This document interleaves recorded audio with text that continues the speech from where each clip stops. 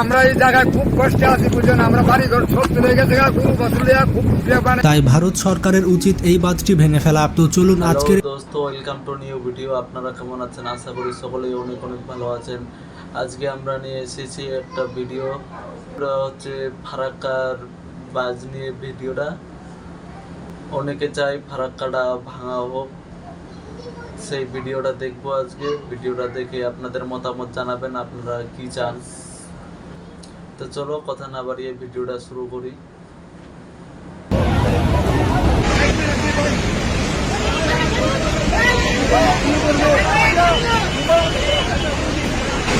ভাই আমরা এই জায়গায় খুব কষ্টে আছি, বুঝলেন। আমরা বাড়ি ঘর সব চলে গেছে, গরু বছর খুব আছি।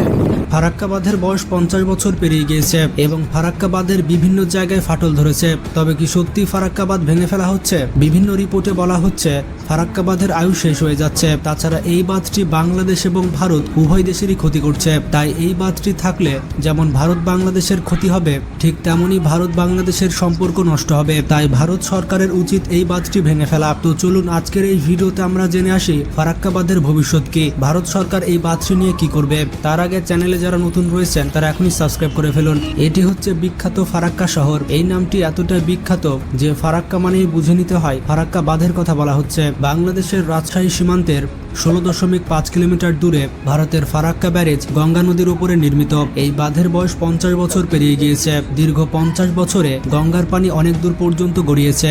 এই ফারাক্কা বাঁধ শুধুমাত্র বাংলাদেশের উপরেই বিপর্যয় ডেকে আনেনি, ভারতও এর দীর্ঘমেয়াদী প্রভাব প্রত্যক্ষ করতে শুরু করেছে। স্বাধীনতার পর থেকে বাংলাদেশ এবং ভারতের মধ্যে ফারাক্কা ইস্যু চলছে। এখন এর সাথে যুক্ত হয়েছে পশ্চিমবঙ্গের মালদা এবং মুর্শিদাবাদের নদী ভাঙনের শিকার। তৈরি হয়েছে লাখো মানুষের দুর্ভোগ। এছাড়া উত্তরপ্রদেশের বন্যার কারণ হিসেবে ফারাক্কা বাঁধকে দায়ী করা হচ্ছে।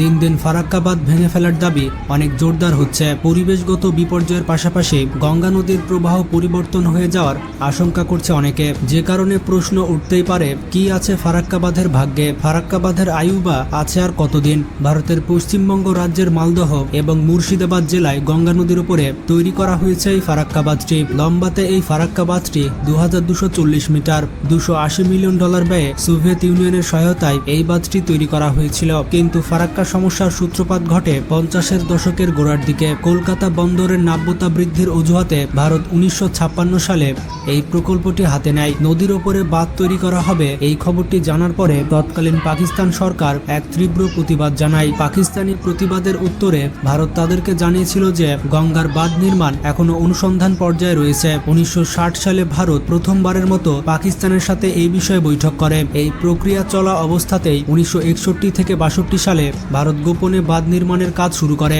এভাবে বাংলাদেশের জন্মের পূর্বেই 1970 সালে ফিডার খাল ব্যতীত ফারাক্কা বাঁধের কাজ শেষ করে ফেলা হয়। এরপর যখন বাংলাদেশ স্বাধীনতা লাভ করে তখন ভারত সিদ্ধান্ত গ্রহণ করে যে এই ফারাক্কা ব্যারেজ চালু করে দিবে। কিন্তু বঙ্গবন্ধু সরকারের অনুমতি ছাড়া এই ফারাক্কা বাঁধটি ভারত চালু করতে পারছিল না। এক্ষেত্রে ভারত একটি কৌশল করে। প্রথমে ফিডার ক্যানেলে পানি প্রবাহের মাধ্যমে তারা পরীক্ষামূলক চালুর কথা বলে। তারা বঙ্গবন্ধু সরকারকে বলেছিল শুধুমাত্র পরীক্ষা করার জন্য ফারাক্কা বাঁধ চালু করা হবে, যার কারণে বঙ্গবন্ধুর অনুমতি নিয়ে মাত্র 41 দিনের জন্য ফারাক্কা বাঁধ চালু করা হয়। তবে এই কথা বলে ফারাক্কা বাঁধ চালু করার পর ভারত এটি আর বন্ধ করেনি। বাস্তবতা হচ্ছে ওই 41 দিনের পরিবর্তে 53 বছর পরেও এই বাঁধটি চালু আছে।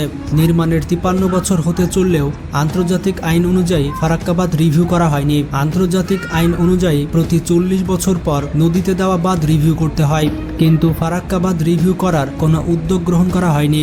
বিশেষজ্ঞরা বলছেন নদীর স্বাভাবিক গতিকে রোধ করছে এই ফারাক্কা বাঁধ। পরিকল্পিতভাবে এই বাঁধটি অন্য একটি দেশকে ক্ষতি করে যাচ্ছে। তাই এই বাঁধটি নিয়ে অনেক আগেই জোরালোভাবে ভাবার সুযোগ ছিল। এর বিকল্পের চিন্তার দরকার ছিল, কিন্তু এর কোনোটাই করা হয়নি। আর এ কারণে দুই দেশে দীর্ঘদিন ধরে এত বেশি ক্ষতি হয়েছে। 1975 সাল থেকে 1992 সাল পর্যন্ত গঙ্গার পানি প্রত্যাহারের ফলে বাংলাদেশে ক্ষতি হয়েছিল 1,08,500 কোটি টাকা। এই বাঁধের কারণে বাংলাদেশ যেমন ক্ষতিগ্রস্ত হয়েছে ঠিক তেমনি ভারতও ক্ষতিগ্রস্ত হয়েছে।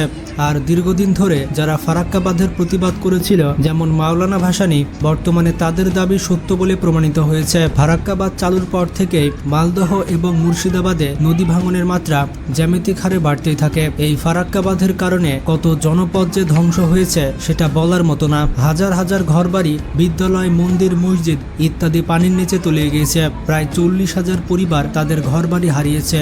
এর সাথে সাথে হারিয়েছে ফসলি জমি। তারা হঠাৎ করে একেবারে নিঃস্ব হয়ে গিয়েছে। কাজের জন্য তারা বিভিন্ন জায়গায় পাড়ি দিয়েছে। পশ্চিমবঙ্গের তৎকালীন চিফ ইঞ্জিনিয়ার কপিল ভট্টাচার্য ফারাক্কা পরিকল্পনার শুরুতেই সবার আগে বিরোধিতা করেছিলেন। তিনি বিশ্বাস করতেন ফারাক্কা বাঁধ সবার জন্যই মরণ ফাঁদ। এছাড়া বিহারের মুখ্যমন্ত্রী নীতিশ কুমার 2016 সালে তার রাজ্যের বন্যার দুর্গতির জন্য দায়ী করেছিলেন ফারাক্কা বাঁধকেই। দিল্লির কাছে তিনি দাবি করেছিলেন এই ফারাক্কা বাঁধটি ভেঙে ফেলার জন্য। এছাড়া 2019 সালেও তিনি দাবি করেছিলেন এই ফারাক্কা বাঁধ ভেঙে ফেলার জন্য। বিহারের পানি উন্নয়ন মন্ত্রী সঞ্জয় কুমার ঝা বলেছিল, হয় ফারাক্কা বাঁধ ভেঙে দাও আর না হয় বন্যার পানি নিষ্কাশনের বিকল্প ব্যবস্থা করে দাও। ফারাক্কা বাঁধের বিরোধিতা করার জন্য এখন বাংলাদেশের মানুষের প্রয়োজন নেই। ভারতের মানুষ নিজেই চায় না ফারাক্কা বাঁধ থাকুক। তাই এখন উচিত ভারত বাংলাদেশের যৌথ কল্যাণের স্বার্থে ফারাক্কা বাঁধকে স্থায়ীভাবে ভেঙে ফেলার। এটাই হচ্ছে বাস্তবতা, আর এতেই দুই দেশের কল্যাণ রয়েছে। আশা করি আপনারা বুঝতে পেরেছেন ফারাক্কা বাঁধ বাংলাদেশ এবং ভারতের জন্য কোনো গলার কাটার থেকে কম কিছু নয়। তো কারা কারা চান ফারাক্কা বাঁধ ভেঙে ফেলা হোক এবং নদীর গতির প্রবাহকে স্বাভাবিক করা হোক? আপনারা যারা যারা চান কমেন্ট করে জানান। এতে করে বোঝা যাবে কতজন মানুষ ফারাক্কা বাঁধ ভেঙে ফেলতে চায়। ভিডিওটি বেশি বেশি বন্ধুদের সাথে শেয়ার করে তাদেরও জানার সুযোগ করে দিন। নিজে ভালো থাকবেন, অপরকে ভালো রাখবেন। আল্লাহ। ভিডিওটা আপনাদের কেমন লাগলো কমেন্টে জানাতে ভুলবেন না। আমার চ্যানেলে যদি নতুন হয়ে থাকেন তাহলে চ্যানেলটিকে সাবস্ক্রাইব করে পাশে থাকার অনুরোধ রইল। দেখা হচ্ছে আবারও পরের ভিডিওতে।